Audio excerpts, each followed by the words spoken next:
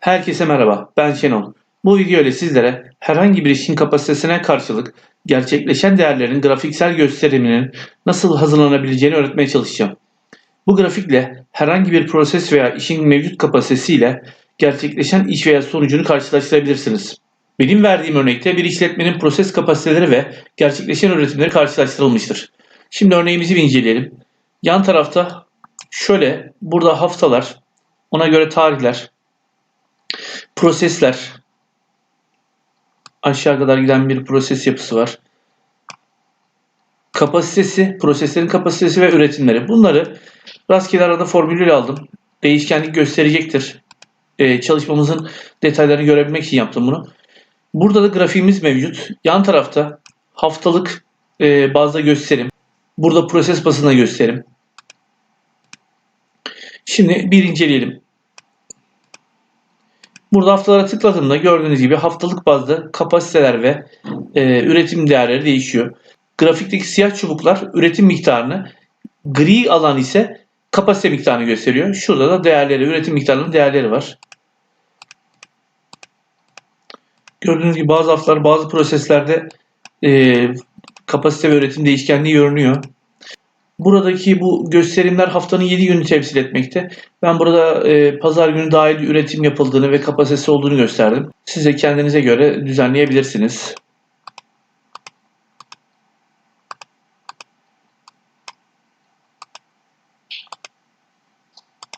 Şimdi grafiğimizi hazırlayalım. Bunun için öncelikle verilerimizi alıp sayfa 2'ye yapıştırmamız gerekiyor. Ben şunların tamamını kopyalayıp sayfa 2'ye yapıştırıyorum. Şimdi özet tablosunu hazırlayalım. Bunun için ekle diyorum. Özet tablo yani pivot table. Var olan çalışma sayfası diyorum. Şurayı seçiyorum. Tamam diyorum. Burada haftayı, tarihi, kapasite ve üretimi görmek istiyorum. Buradan gelip tasarımdan şunu, rapor düzeni şunu seçiyorum. Şu toplamları kaldırıyorum. Şimdi grafiğimizi oluşturalım. Bunun için de sütun grafikten şunu seçiyorum. Bu kadar karmaşık görünmesinin sebebi tüm haftaları ve tüm günleri gösterdiği için. Şuradan haftayı ben bir tane hafta seçip şurada 5 günü göreceğim. Grafiğin üstüne sağ tıklayıp veri serilerini biçimlendir diyorum ve ikinci ekseni seçiyorum. Ve ikinci ekseni seçerken burayı da %125 yapmak istiyorum ben.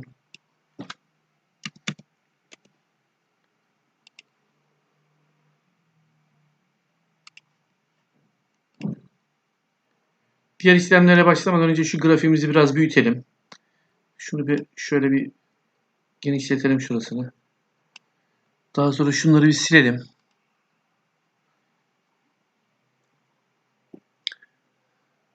Şunları silelim. Bunun için sağ klik diyorum ve grafikteki tüm alan düğmelerini gizle diyorum. Tamamen hepsini kaldırıyorum. Şimdi grafiğimizin çubuklarına renk verelim. Bunun için bir tanesini seçiyorum. Sağ klik veri serilerini biçimlendir diyorum yine. Dolguya geliyorum. Düz dolgu diyorum. Yalnız ben burada dolguyu kapasite ve üretime göre şekillendireceğim. Kapasiteyi siyah yapacağım. Yalnız saydamlığını %60 ve 55 yapabilirim. Evet. Üretimi seçeceğim. Şuradan görüyorsunuz. Çözümleden görebiliyorsunuz. Bunu da siyah yapacağım. Dolgusunu. Evet. Yalnız şurada kapasitesini genişletmemiz lazım. Bunda %35 yapmak istiyorum ben.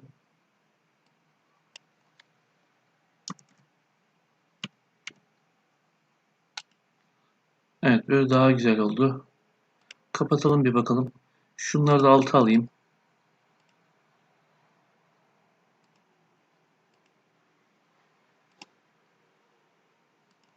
Şu yan taraftaki göstergeleri silelim. Şunları da silelim. Şunları seçip büyütelim ve bold yapalım.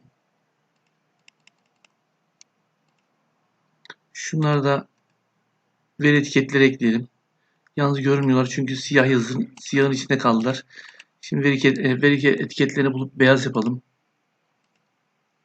büyütelim ve bold yapalım.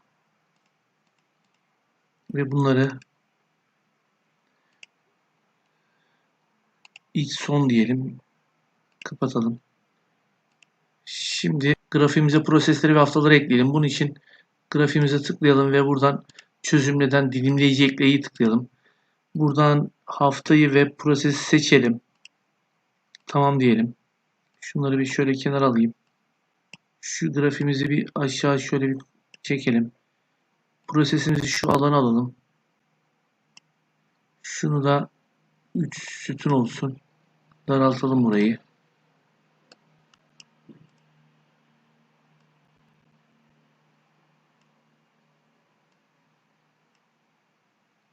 Biraz daha aşağı çektirelim şunu.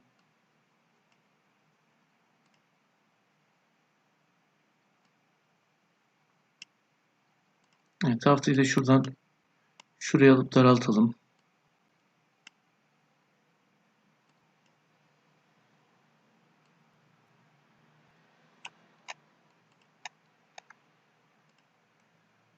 Evet.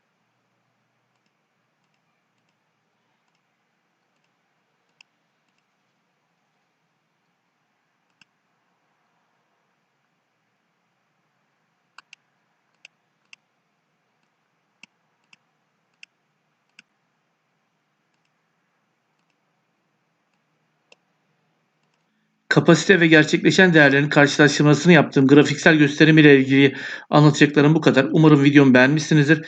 Bundan sonraki videolarımı takip etmek ve öğrenmek isterseniz kanalıma üye olmanızı rica ediyorum. Şimdilik kendinize iyi bakın. Daha sonra tekrar görüşmek üzere.